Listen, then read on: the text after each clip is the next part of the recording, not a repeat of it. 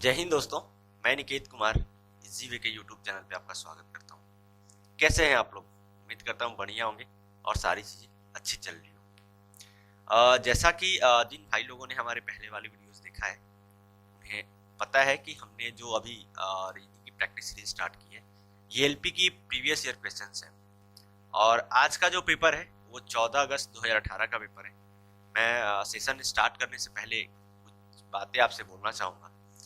कहने का मतलब ये है कि अभी आपके सामने जितनी वैकेंसीज दिख रही है, जितने आपके सामने हायरिंग दिख रही है, तो आप पूरे नंबर को मत ध्यान में रखें, बस आपको एक सीट चाहिए। और उस अपने एक सीट को फाइनल करने के लिए आप एक एक सेकेंड को अच्छे तरीके से यूटिलाइज कीजिए। जितना बेहतर से बेहतर तरीके से पॉजिटिव माइंडसेट के साथ आप जितना अच्छे से अपने एक एक सेकेंड को यूटिलाइज करेंगे, आप अपने मंजिल के उतने धीरे धीरे करीब होते जाएंगे। ठीक है, तो देखिए कोई भी चीज आती है तो उसमें आपको पॉजिटिविटी ढूंढनी होती है और उस पॉजिटिव चीज को सोचते हुए आपको आगे बढ़ना होता है। ठीक है, तो आप पूरा दम खम एकदम पूरा एनर्जी लगा दीजिए, एक एक सेकेंड अपना सही चीज के लिए लगा दीजिए। आप जब क्वेश्चन को सॉल्व कर रहे हैं, चाहे वो किसी भी सब्जेक्ट के हो, तो टाइम को ध्यान में रखिए, इसलिए कि टाइम आपका एग्जाम में जो है बहुत इंपॉर्टेंट रहने वाला है। लिमिटेड टाइम होते हैं। ठीक है, तो चलिए आज का सेशन स्टार्ट करते हैं एक नए एनर्जी के साथ। और एक बात कि आप वीडियो को शेयर करें और ज़्यादा से ज़्यादा लाइक करें। आप लोग कमेंट नहीं करते, जो भी आपकी रिक्वायरमेंट्स होती है, जो भी क्वेश्चन आपके लिए छोड़ के जाता हूँ उसका सॉल्यूशन आप करते हैं, उसमें कमेंट नहीं करते हैं। आपको क्या करना है कि आप सॉल्यूशन जब कर ले रहे हैं वीडियो को पॉज करके, तो आप कमेंट कीजिए कि हाँ आपका आंसर क्या आ रहा है, क्या नहीं आ रहा है। ठीक है, तो चलिए आज का सेशन स्टार्ट करते हैं और देखते हैं पहला क्वेश्चन क्या है। पहला क्वेश्चन ये कह रहा है कि तर्क पर ध्यानपूर्वक विचार करें और निर्णय करें कि इसमें नीचे दी गई कौन सा अनुमान निहित है। आपके सामने क्या है, एक तर्क दिया हुआ है यहाँ से। ठीक है, और इस तर्क को देखते हुए कुछ मान्यताएं हैं, कुछ अनुमान किया गया है, उनमें से ये बताना है कि कौन सा सही है तर्क। ठीक है, अब आप देखिए पहला क्या कह रहा है, तर्क क्या कह रहा है। एक चुनाव के दौरान विपक्षी दल ने कहा पिछले 5 वर्षों में कीमतों में वृद्धि को देखें। ठीक है, एक चुनाव हो रहा है, उसी टाइम कुछ अपने पक्ष जो है बोलते हैं, तो क्या कह रहा है विपक्ष वाला पक्ष दूसरे पक्ष से कि भैया लोगों से, आम जनता से, कि जो भी अभी कुछ दिनों में जो कीमत है किसी भी वस्तुओं की या किसी भी चीज की, उसमें कितनी वृद्धि हुई है, ये बातें कह रहा है। ठीक है, अब देखिए नीचे मान्यताएं जो है, इस बार हमारे दल को सत्ता में मौका दे। ठीक है, मान्यता 1 ये कह रहा है। दूसरा क्या कह रहा है, यदि आप सत्ता के लिए इसी दल को दोबारा चुनेंगे तो कीमतें बढ़ती रहेंगी। ठीक है, ये कह रहा है। तो अब देखिए कोई भी वो सामने से क्यों कह रहा है, आप जरा सा सोचिए, लोगों के सामने क्यों बता रहा है ये चीज। बिल्कुल मिलता जुलता है, इस बार हमारे दल को सत्ता में मौका दे, इससे मिलता जुलता है, इसलिए कि वो यही बताना चाह रहा है कि भैया आप कीमत को देखिए, ये दल जो खड़ा है इसके रहते हुए जो जो भी कीमतें हैं वो धीरे धीरे बढ़ती जा रही है। अगर हम आएंगे तो हो सकता है कि कम कर दे, उसके कहने का मतलब यही है। ठीक है, तो ये पॉजिटिव जा रहा है। दूसरा आप देखें, यदि आप सत्ता के लिए इसी दल को दोबारा चुनेंगे तो कीमतें बढ़ती रहेंगी। ठीक है, इसका भी कहीं ना कहीं कंट्रोवर्सी कर रहा है, वो यही बता रहा है कि अगर फिर से यही आया, यही दल आ रहा है, ठीक है, यही लोग आ रहे हैं, तो धीरे धीरे फिर वैसे ही बढ़ता रहेगा, इसलिए कि कीमत ही दिखा रहा है, मेन फोकस कीमत पे ही किया है, वृद्धि पे। तो ये भी कहीं ना कहीं क्या जा रहा है, पॉजिटिव जा रहा है। तो अपना दोनों ये जो है मान्यताएं जो है सही है। कौन से ऑप्शन में है, ऑप्शन नंबर सी, 1 और 2 दोनों तर्क संगत है। ठीक है, देखते हैं next question, question number 2। Question number 2 क्या कह रहा है कि चित्र के अनुसार क्रिकेट और फुटबॉल के साथ तीनों खेलों में भी भाग लेने वाले छात्रों की कुल संख्या निम्न में से कौन प्रदर्शित करता है, यही हमें बताना है। ठीक है, क्या कह रहा है कि क्रिकेट और फुटबॉल, मतलब क्रिकेट प्लस फुटबॉल, ये दोनों होना ही चाहिए। ठीक है, उसके साथ में इसके साथ तीनों खेलों, 3 खेल कौन कौन सा, एक कबड्डी है, एक फुटबॉल है और एक क्रिकेट है। मतलब क्रिकेट प्लस फुटबॉल ये होना चाहिए, क्रिकेट प्लस फुटबॉल और प्लस कबड्डी ये, ठीक है। तो ये क्या है, ये दोनों होने चाहिए, ठीक है। ये दोनों जिसमें रहेंगे वही नंबर हमें बताएगा, ठीक है। अब आप क्या करें कि क्रिकेट और फुटबॉल देखें, क्रिकेट और फुटबॉल, क्रिकेट और फुटबॉल ये वाला स्क्वायर है, ठीक है। इसमें क्या है, भी आ रहा है, जो क्रिकेट भी है और फुटबॉल भी है, ये भी दोनों में आ रहा है, ठीक है। तो एक तो ये वाला क्या आ गया, भी आ गया। उसके आगे आप और देखें, और कहीं पे दिख रहा है क्या क्रिकेट और फुटबॉल वाला, कहीं पे नहीं दिख रहा है, ठीक है। अब आप cricket plus football plus kabaddi देखें, तीनों में कॉमन कौन दिख रहा है, कबड्डी फुटबॉल और क्रिकेट में ये एस दिख रहा है, ठीक है। तो इन दोनों में कॉमन कौन, तीनों में कॉमन कौन दिख रहा है, एस दिख रहा है, ठीक है। तो एस और भी यही दो मिल रहा है इसके अनुसार, क्वेश्चन के अनुसार। तो कहां पे है, ऑप्शन नंबर डी में। तो ऑप्शन नंबर डी हमारा सही आंसर। देखते हैं नेक्स्ट क्वेश्चन, क्वेश्चन नंबर 3 क्या कह रहा है, 15 मार्च 2020 को कौन सा दिन होगा, ये बताना है, ठीक है। ये मैं क्वेश्चन छोड़ रहा हूं फाइनली आपके लिए। आप इस क्वेश्चन को सॉल्व करके कमेंट जरूर कीजिएगा कि आपका आंसर क्या रहे, और आप ये एनालाइज कीजिएगा कि इसको सॉल्व करने में आपको कितना टाइम देना पड़ा, ठीक है।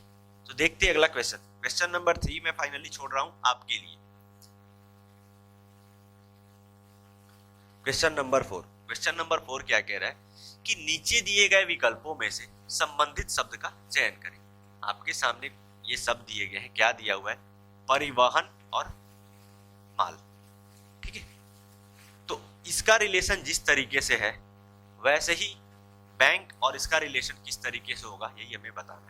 ट्रांसपोर्ट का गुड्स से जैसे रिलेशन है, ठीक है। तो परिवहन, ट्रांसपोर्ट में आप क्या लेके जाते हैं, गुड्स सामान लेके जाते हैं, माल लेके जाते हैं, ठीक है, ये सामान लेके जाते हैं। तो वैसे ही जो है बैंक में आप क्या रखते हैं, बैंक में धन, डॉलर, रुपए, पाउंड, क्या रखते हैं आप, अपना धन रखते हैं। जो भी पैसा रहता है उसको क्या बोलते हैं, धन ही बोलते हैं, ठीक है। तो बैंक में आप अपना क्या रखते हैं, धन रखते हैं, ठीक है। देखते हैं next question, question number 5। Question number 5 आपके सामने है, क्या कह रहा है कि एक कोड में यदि बिजली को इस रूप में लिखा जाता है तो वैसे, और पजल को इस रूप में लिखा जाता है, तो वैसे ही इसको बजवर्ड को इस रूप में लिखा जाएगा, यही हमें बताना है, ठीक है। अब आप क्या देख रहे हैं, क्या लिखा हुआ है इधर, बिजली, MIZZL, ठीक है। इसको कैसे लिख रहा है, ZIMYLZ, ठीक है। फाइनली इसी रूप में लिख रहा है। अब आप क्या देख रहे हैं, इसमें टोटल कितने लेटर है, ठीक, 6 लेटर है टोटल, तो 3 में आप डिवाइड कीजिए, ठीक है। जैसे ही आप देखेंगे तो आपको क्या नजर आएगा, यहाँ से एक Z यहाँ को लेके आया है, फिर M को यहाँ लेके आया है, फिर I को यहाँ लेके आया है, ऐसे ही लेके आया है। ये देखते ही पता चल गया था कि 3 में डिवाइड करके लिखा है, ठीक है। फिर Y को क्या लेके आया है, यहाँ लेके आया है, फिर Z को यहाँ लेके आया है, फिर L को यहाँ लेके आया है, ऐसे ही किया है। हाफ में डिवाइड करने के बाद क्रॉस पैटर्न यूज कर रहे हैं, तो वैसे ही यहाँ पे बुजवर्ड है, इसको आप यूज कीजिए। बजवर्ड को क्या लिख रहा है, BUZZWORD, इसी को लिखना है, ठीक है। तो आप क्या करेंगे, सबसे पहले इसको, इसमें 8 लेटर है, 1 2 3 4 5 6 7 8, ठीक है। 4 में डिवाइड कर ली। अब क्रॉस पैटर्न यूज कीजिए, यहाँ पे जेड, ये जेड यहाँ पे आ जाएगा, फिर ये बी यहाँ पे आ जाएगा, फिर ये जेड यहाँ पे आ जाएगा, और फिर ये यू यहाँ पे आ जाएगा, ठीक है। ZZUB, ठीक है। सबसे पहले कौन से ऑप्शन में दिख रहा है, पहले ही दिख गया, ऑप्शन नंबर डी। आगे आप सॉल्व करने की जरूरत ही नहीं है, हमें यहीं से दिख गया, ठीक है। तो देखते हैं next question, question number 6। Question number 6 आपके सामने क्या कह रहा है कि एक के ऊपर एक किताबें रखी हुई है। यदि एक किताब ऊपर से 18वें और नीचे से 5वें स्थान पर है तो कुल किताबों की संख्या कितनी है। क्या है कि एक के ऊपर एक, जैसे लाइब्रेरी में आप जाते हैं तो बुक्स रखे हुए होते हैं, या किसी दुकान पे एक के ऊपर एक किताब रखी हुई है, ठीक है। उसमें से एक किताब को वो चूज करता है और सामने वाला ये पूछता है कि भैया नीचे से आप अगर काउंट करते हैं तो नीचे से अगर काउंट करते हैं तो 5वें स्थान पे ये किताब आता है, जब आप ऊपर से काउंट करते हैं तो यही किताब सेम जो नीचे से 5वें पे आ रहा है वही किताब ऊपर से 18वें स्थान पे आता है, ठीक है। तो इसका एक कॉन्सेप्ट होता है, क्या होता है, जब भी आपके सामने इस टाइप का क्वेश्चन है तो आपको क्या करना है, जब एक ही ऑब्जेक्ट के बारे में मतलब किसी एक ही चाहे वो कोई सा सामान हो, कोई भी ऑब्जेक्ट को उसके बारे में बोला जाए तो क्या करना है कि ऊपर को अपर से और नीचे लोअर, ठीक है, इन दोनों को जोड़ेंगे और फिर -1 कर देंगे इन दोनों का प्लेस, ठीक है। मतलब ऊपर से अगर काउंट करते हैं वो वाला प्लेस ऊपर का और प्लस नीचे का, ठीक है, ये प्लेस को जोड़ेंगे और फिर वही घटा देंगे, यही करना है हमें, ठीक है।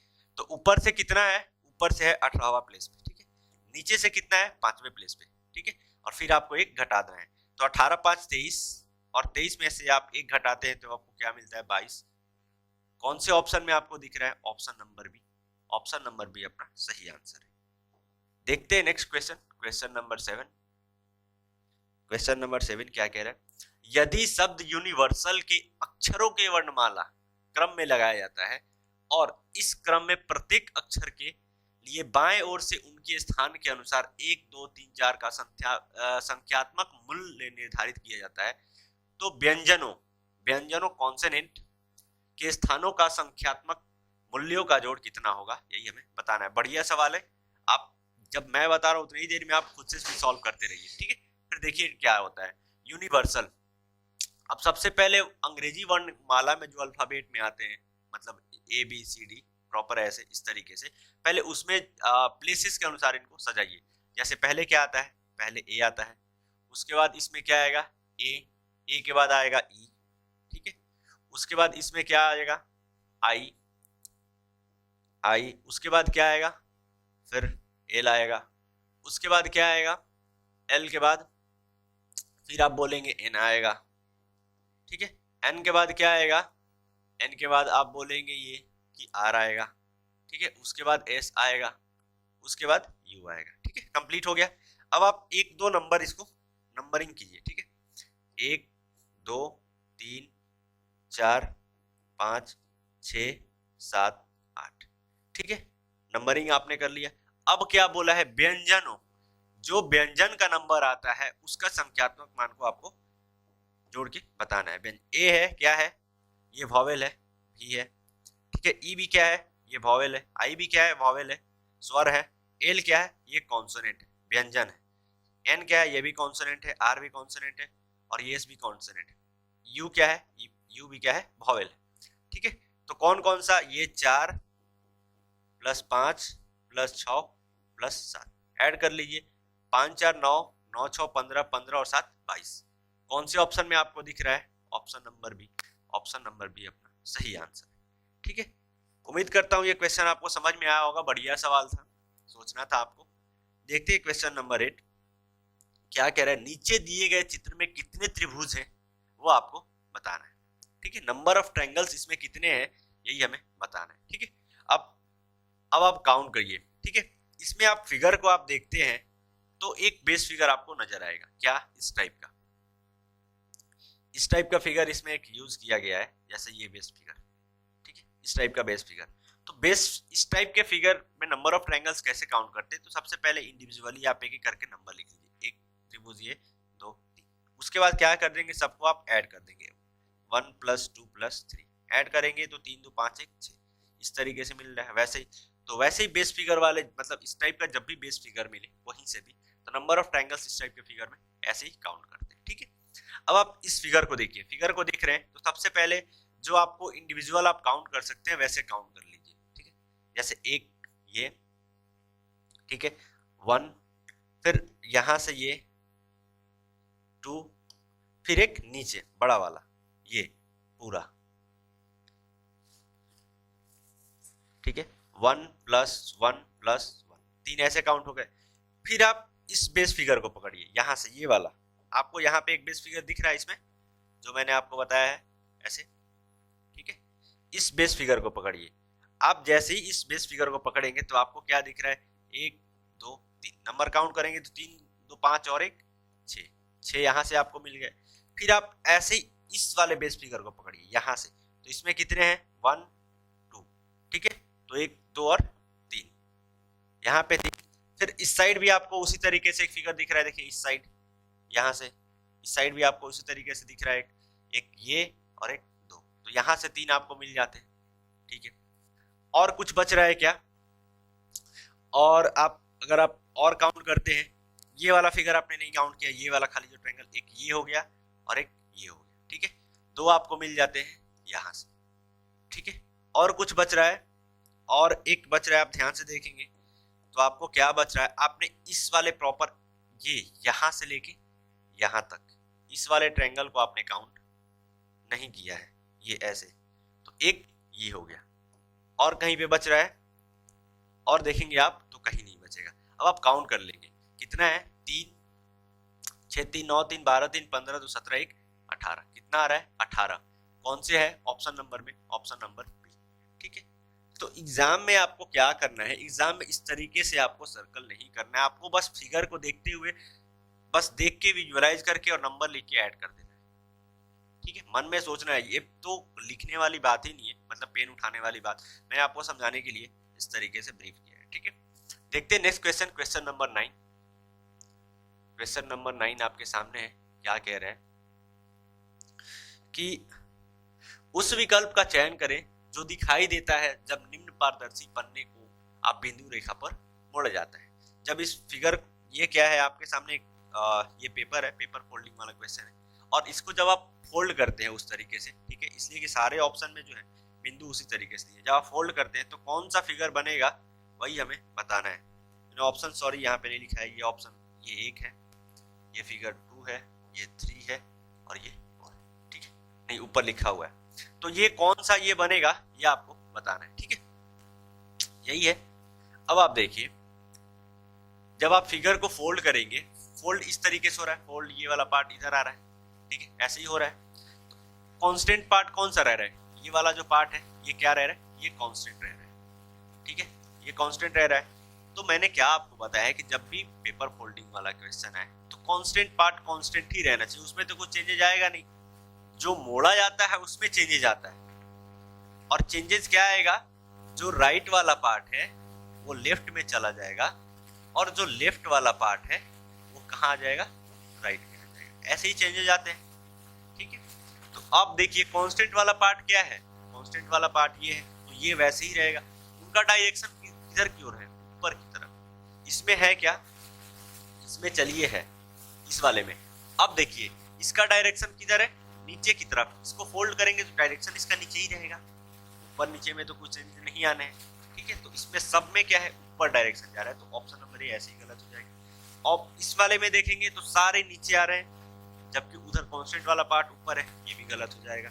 ये तो सेम उसी के जैसा दिया हुआ है, ठीक है, ये तो प्रॉपर फोल्ड ही नहीं किया हुआ, तो बाकी एक कौन सा बचा, 4, तो 4 कहाँ पे है, बी में है, फिगर नंबर 4, तो ऑप्शन नंबर बी अपना सही आंसर है, ठीक है। एग्जाम में भी आप देखिएगा इसी तरीके से ऑप्शन देगा, आप ये नहीं कि 4 देखिएगा और 4 डी करके निकल जाइएगा, फिगर नंबर 4 देख के डी करके निकल जाइएगा, नहीं, ये देखिएगा 4 नंबर जो ये फिगर है वो कौन से ऑप्शन में दिया हुआ है, इस तरीके से एग्जाम में ये सारी चीजें होती है, ये गलती होती है कि आप जल्दबाजी में करके निकल जाते हैं, ठीक है, तो जल्दबाजी तो करना ही है लेकिन साथ में दिमाग को चलाना भी है, ठीक है। अब नेक्स्ट क्वेश्चन, क्वेश्चन नंबर 10 क्या कह रहा है, क्रम से दी गई आकृतियों में से भिन्न का चयन करें। आपके सामने ये पूरा फिगर दिया गया है, इन 5 फिगर्स में से कौन सा एक फिगर जो है वो अलग है, यही हमें बताना है, ठीक है। आप इस फिगर को देखेंगे, 5 फिगर को देखेंगे, आप क्या देखेंगे, ये जो 5वां फिगर है इसका एक प्रॉपर एक नाम आप देख सकते हैं, षष्ठभुज, ठीक है, जो हमें ज्योमेट्री में पढ़ने को मिलता है या मेंसुरेशन में षष्ठभुज ये है। आप हर जगह बाकी और किसी का नाम जानते नहीं जानते, चलिए वो तो मुद्दे की बात है, मुद्दे की बात ये है कि अब इसमें जो चारों फिगर 1 2 3 4 इनमें सब में कर्व वाला पार्ट, ये जो कर्व है कहीं ना कहीं देखिए यूज किया ही गया है, ये कर्व का मतलब होता है वक्र वाला पार्ट जो है ये ऐसे यूज किया ही गया है, केवल 5वां को छोड़ के, 5वां फिगर, तो ये जो अपने को क्या है 5वां फिगर जो है वो अलग मिलता है, देखते हैं next question, question number 11। Question number 11 आपके सामने है, क्या कह रहे हैं कि निम्नलिखित क्रम में से भिन्न चिन्ह का चयन करें।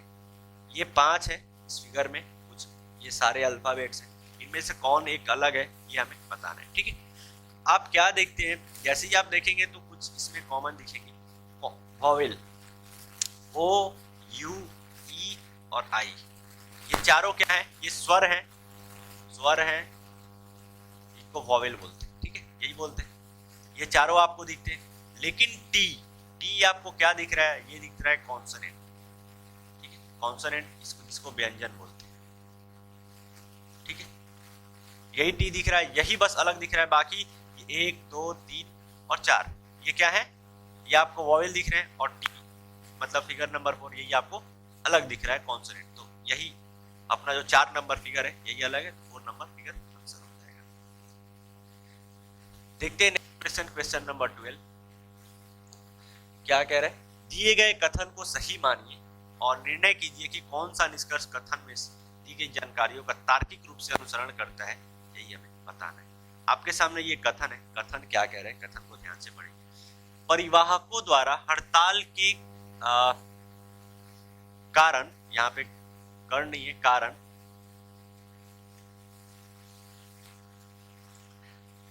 परिवाहकों द्वारा हड़ताल के कारण जरूरी वस्तुओं की कीमतों में वृद्धि हुई है।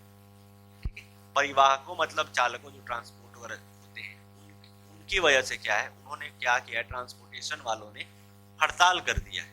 ठीक है, जिसकी वजह से क्या हो रहा है कि जो कीमतें हैं बहुत सारी वस्तुओं की जरूरी वाली, उनकी कीमतों में वृद्धि हो गई है।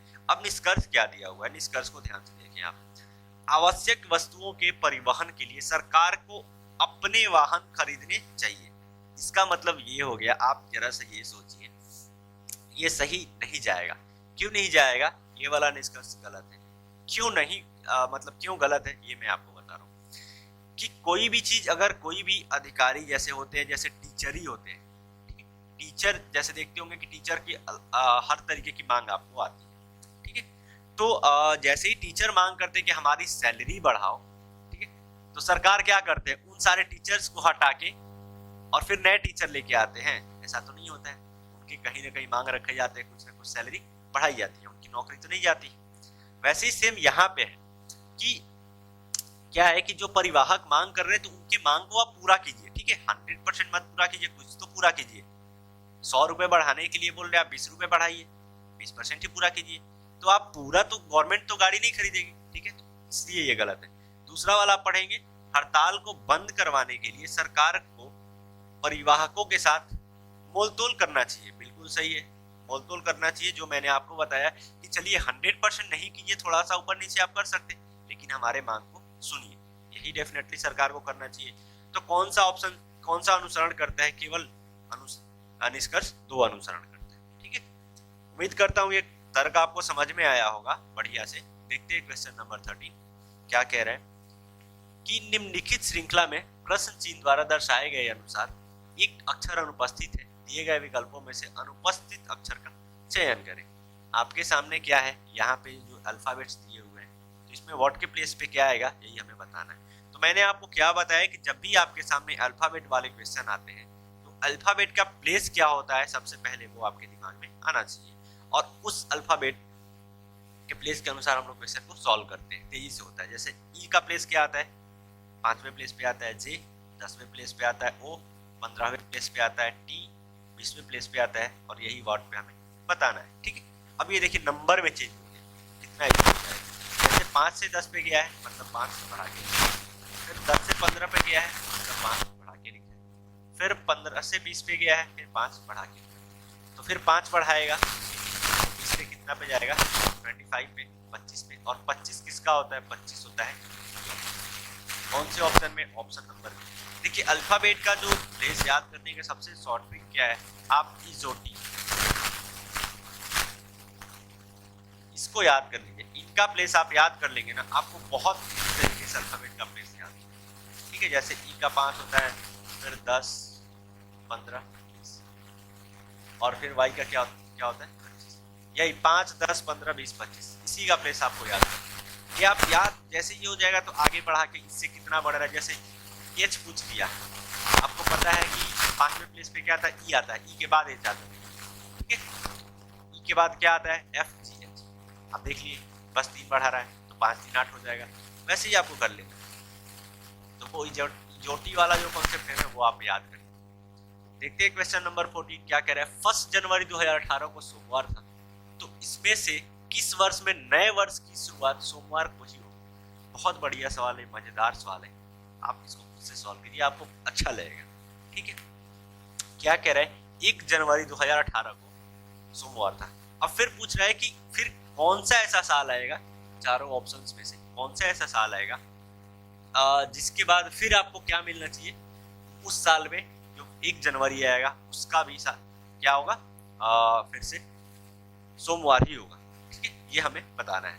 अब आप देखिए जैसे 2018, ठीक है, 2018 ये क्या है, ये नॉर्मल ईयर है, ये क्या है, नॉर्मल ईयर है, साधारण वर्ष, ठीक है। तो साधारण वर्ष में नंबर ऑफ डेज कितने आगे जाते हैं, बस एक जाते हैं। लीप ईयर में कितने जाते हैं, जिसमें फरवरी 29 का होता है, ठीक है, उसमें कितने जाते हैं लीप ईयर में, 2 दिन आगे जाते हैं, विषम दिन 2 आते हैं, मतलब 2 आगे आगे आता है, ठीक है, विषम दिन और डेज। तो देखिए नॉर्मल ईयर को कैसे पहचाने कि नॉर्मल है कि फिर लीप ईयर है। आप क्या करेंगे, जो लास्ट का 2 वाला ये है, लास्ट का 2 वाला इसको आप 4 से डिवाइड लगाएंगे तो आपको मिल जाएगा। जैसे 24 ये 4 से डिवाइड लग रहा है, नहीं लग रहा है, ये तो हमें चेक ही नहीं करना है, ठीक है, ये तो अभी चेक ही नहीं करना है फिलहाल। तो जैसे अब यहाँ पे क्या है, 2018 जो था वो क्या था, 18 में 4 से डिवाइड लग रहा है, नहीं लग रहा है, ये क्या है, नॉर्मल ईयर है, तो यहाँ फिर 1 जाएगा, ठीक है। फिर अब क्या होगा कि फिर 2019 पे आप पहुंचेंगे 1 साल के बाद। अब 2019 भी क्या है, नॉर्मल ईयर है, ठीक है। फिर आप 1 वर्ष आगे जाएंगे, फिर आएगा आपको मिलेगा क्या, 2020। मतलब आप अगर जब आपको विषम डेज 7 प्राप्त हो जाएगी, इसलिए कि 7 डेज के बाद फिर वही रिपीटेशन स्टार्ट हो जाता है। जैसे आज सोमवार है, फिर अगले 7वां दिन क्या होगा, सोमवार होगा, ऐसे ही होता है। तो उसमें साल में भी होता है, जब भी आपको जो जिस साल की बात कर रहा है उसमें अगले आगे आने वाले विषम डेज की संख्या अगर 7 निकल जाती है, ठीक है, तो वो सेम ईयर रिपीट हो जाता है। फिर यहाँ पे अभी आपको नहीं मिला, अब क्या है ये 2020, जैसे 20 लास्ट में 4 से डिवाइड लग रहा है, तो ये क्या हो जाएगा, और ये जो होंगे ये नॉर्मल ईयर रहेंगे, ये क्या रहेंगे, ये सब नॉर्मल ईयर रहेंगे, और ये लीप ईयर हो जाएगा, ठीक है। अब आप देखेंगे लीप ईयर में 2 दिन आगे जाता है, इसलिए फरवरी 29 का हो जाता है। फिर अब आगे जाएंगे 20 से 21 में पहुंचेंगे, 21 भी क्या है ये भी नॉर्मल ईयर है, ठीक है। ऑप्शन तक आप पहुंचिए, तो ऑप्शन में क्या है, 2020 भी खत्म हो गया, इसलिए कि यहाँ पे आप कहाँ तक पहुंचे, बस 2 ही आगे बढ़ा है, तो ऑप्शन नंबर सी तो यहाँ से ऐसे ही खत्म हो जा रहा है। फिर 21 के बाद फिर क्या आएगा, 2022, ठीक है, 2022, तो 22 भी क्या आ जा रहा है, नॉर्मल ईयर आ जा रहा है, ठीक है। 21 भी क्या आ जा रहा है, नॉर्मल ईयर, 21 से फिर एक आगे जाएंगे, फिर 22 से 23 पे आप जाएंगे, 22 से 23 पे, तो 23 भी क्या है आपका फाइनली, ये भी नॉर्मल ईयर है, तो यहाँ पे भी एक ही जाएगा, ठीक है। फिर आप 23 से 24 पे जाएंगे, 23 से 24 पे जाएंगे तो 24 क्या जा रहा है, लीप ईयर जा रहा है, तो आगे जाएंगे 23 से 24 पे जाएंगे तो ये भी एक ही जाएगा। तो टोटल कितना बढ़ रहा है, एक यहाँ पे 1 + 1 + 2 + 1 फिर +1 और फिर +1, ठीक है। कितना हो गया, इसको आप ऐड करेंगे तो आपको मिल जा रहा है 7।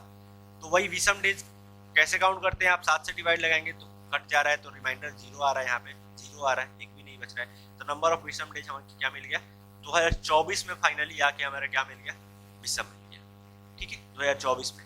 तो कौन सा ईयर होगा, 2024, ठीक है। तो 2024 में क्या होगा, सेम डेज हो जाएगा, 2024 का भी 1 जनवरी क्या आएगा, वो सोमवार ही होगा, ठीक है। उम्मीद करता हूँ क्वेश्चन आपको समझ में आया होगा। देखते हैं क्वेश्चन नंबर 7। कार गैराज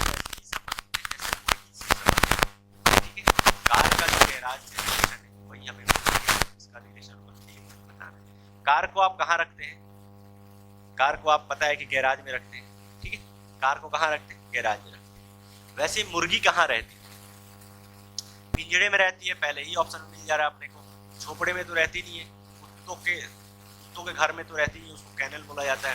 अस्तबल में रहती नहीं, अस्तबल में तो घोड़ा रहते हैं। ऑप्शन नंबर ए अपना सही आंसर है। देखते हैं next question, question number 16। Question number 16 क्या कह रहे हैं कि नीचे दिए गए कथन को सत्य मानते हुए यह ज्ञात करें कि कथन के आधार पर कौन सा निश्चित रूप से निकाला जाता है, निकाला जा सकता है, यही हमें पता है। अब कथन क्या है कि सभी परिश्रमी छात्र परीक्षा में सफल होते हैं। ठीक, कथन नंबर ये कह रहे हैं क्या कि सभी परिश्रमी छात्र क्या है, परीक्षा में सफल होते हैं। दूसरा, यहाँ पे परिश्रमी छात्र के बात में ही बोला, परिश्रमी छात्र के बारे में ही बोला गया है। यहाँ पे भी परिश्रमी छात्र के बारे में ही बोला गया है। सभी परिश्रमी छात्र अच्छी तरह से सोते हैं। सभी परिश्रमी छात्र अच्छी तरह से सोते हैं। अब देखिए निष्कर्ष, देखिए निष्कर्ष 1 क्या कह रहा है, वे सभी जो अच्छी तरह से सोते हैं परिश्रमी छात्र होते हैं। ठीक है, सोने वाले के बारे में नहीं बताया गया ना अभी। ऐसा सही है क्या कि जितने भी लोग अच्छी तरह से नींद लेते हैं, खराटे लेते हैं, वो परिश्रमी होते हैं? बिल्कुल गलत है, ऐसा तो कुछ नहीं है। ठीक है, दूसरा क्या कह रहा है, वे सभी परीक्षा में सफल होते हैं जो अच्छी तरह से सोते हैं। जो अच्छी तरह से सोता है, नींद लेता है 14-15 घंटे, वो सफल होता है। ठीक है, ऐसा तो नहीं है। ठीक है, बोला गया है इसमें कि जो परिश्रमी होते हैं, जो सफल होते हैं, वो सोते हैं, लेकिन ऐसा बिल्कुल भी नहीं है कि जो लोग सफल होते हैं वो बहुत अच्छे तरीके से नींद लेते हैं। ऐसा तो बिल्कुल भी नहीं है। तो दोनों निष्कर्ष क्या है, नहीं निकलता है, दोनों अनुसरण नहीं करता है। कौन से ऑप्शन में आपको दिख रहा है? बी, ना तो निष्कर्ष 1 अनुसरण करता है और ना ही निष्कर्ष 2। देखते हैं नेक्स्ट क्वेश्चन, क्वेश्चन नंबर 17 क्या कह रहा है कि नीचे का सवाल पढ़े और सुनिश्चित करे कि कौन सी टिप्पणी सबल है। मतलब ये कि कौन सी टिप्पणी सही है, एकदम बिल्कुल यही हमें बताना है। क्या कह रहा है, क्या शेयर बाजारों में धन कई गुना हो जाता है? आपसे क्वेश्चन ये पूछ रहा है कि ये जो टिप्पणी है, इन टिप्पणी को पढ़ के ये बताइएगा कि कौन से टिप्पणी के अनुसार सही जा रहा है। क्या शेयर बाजारों में धन कई गुना हो जाता है, ये आपसे पूछ रहा है।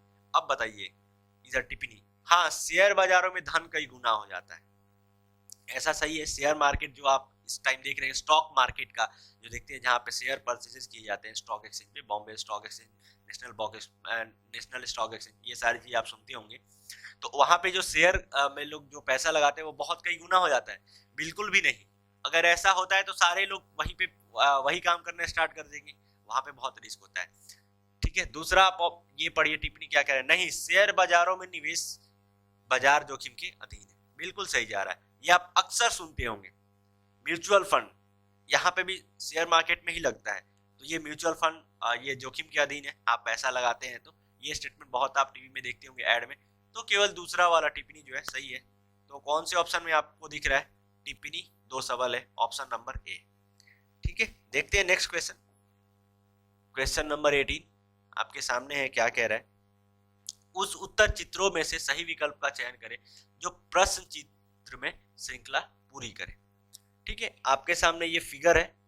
इस फिगर में यहाँ पे इस फिगर को देखते हुए क्या आएगा, मतलब इसका फिगर किस तरीके से बनेगा, इन दोनों का रिलेशन देखते हुए, इन दोनों का, वही हमें बताना है। ठीक है, अब आप यहाँ पे क्या देख रहे हैं? ठीक है, अब आप यहाँ पे क्या देख रहे हैं, जिसका डायरेक्शन ऊपर था, इस वाले फिगर में डायरेक्शन नीचे आ गया है।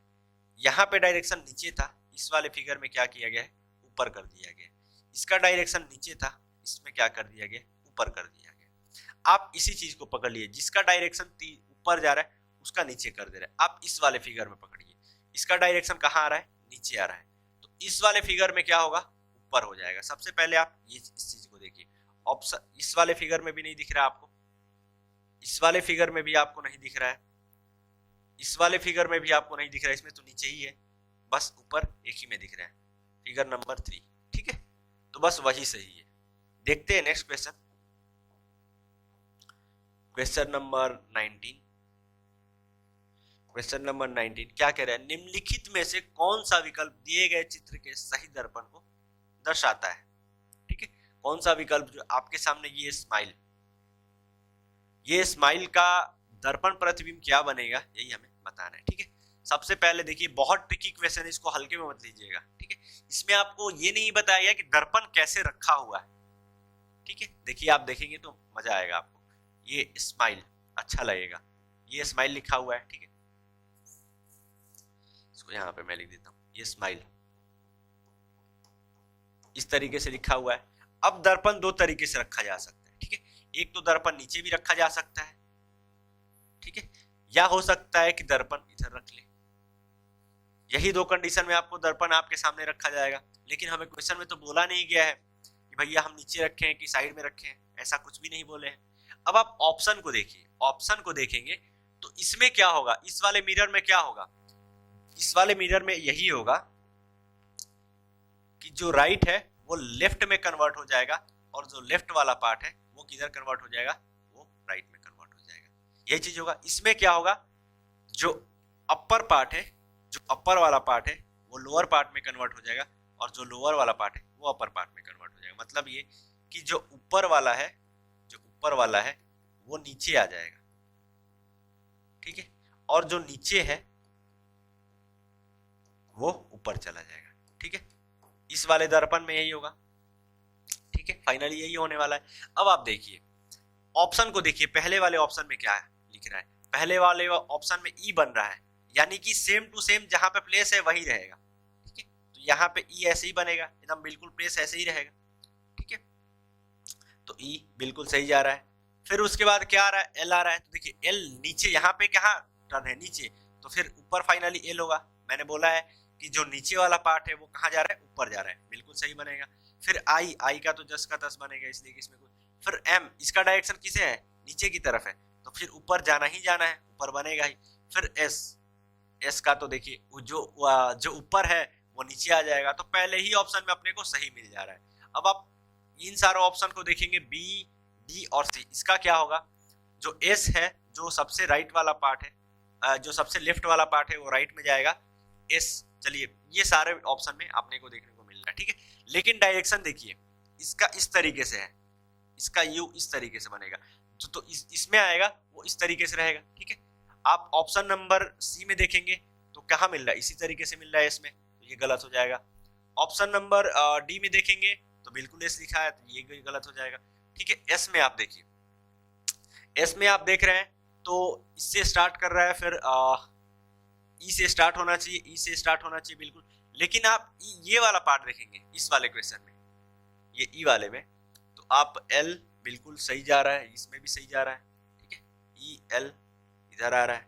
फिर एम, लेकिन एम वाला पार्ट ये भी सही जा रहा है, ये भी बिल्कुल थोड़ा सा मिलता जुलता ही नजर आ रहा है। लेकिन एस वाले में थोड़ा सा डिफरेंट दिख रहा है आपको। यहाँ पे क्या है कि जो ऊपर वाला पार्ट है उसको नीचे किया और नीचे वाले पार्ट को ऊपर कर दिया, इसकी वजह से भी क्या हो जाएगा, ये गलत हो जाएगा, ठीक है, 19 वाले का। तो इसका ऑप्शन नंबर ए सही है। देखते हैं next question, question number 20। Question number 20 क्या कह रहा है कि दिए गए कथन पर विचार करें और निर्णय लें कि प्रश्न का उत्तर देने के लिए निम्न में से कौन सा कथन पर्याप्त है। आपके सामने कथन दिया हुआ है, इस कथन को देखते हुए आपको बताना है कि कौन सा इधर निष्कर्ष नीचे है, कि कौन सा निष्कर्ष सही है, ठीक है। मतलब ये कि ये जो कथन है, इस कथन को देखते हुए आपके सामने क्वेश्चन ये पूछा हुआ है और इस क्वेश्चन का आंसर देना है कि दोनों दे रहा है कि नहीं दे रहा है। दिए गए कथन पर विचार करें और निर्णय लें कि प्रश्न का उत्तर देने के लिए निम्न में से कौन सा कथन पर्याप्त है, ठीक है। क्या है कि क्वेश्चन, सॉरी इसमें तो क्वेश्चन टाइप ही नहीं किया मैंने, तो इसके लिए से सॉरी, इसको छोड़ देते हैं। देखते हैं नेक्स्ट क्वेश्चन, क्वेश्चन नंबर 21, ठीक है। 21 क्या कह रहा है कि नीचे दी गई श्रृंखला में कितने अंक अपने दाईं ओर के अंक से पूरी तरह विभाज्य हैं, यही हमें बताना है। बहुत बढ़िया क्वेश्चन है, बहुत बढ़िया क्वेश्चन है। आप वीडियो को पॉज कीजिए और खुद से सॉल्व करने की कोशिश कीजिए, आपको बहुत मजा आएगा। आप जब क्वेश्चन को सॉल्व करेंगे ना, आपको बहुत मजा आएगा। ये भी मैं क्वेश्चन छोड़ रहा हूँ, क्वेश्चन नंबर 21 आपके लिए।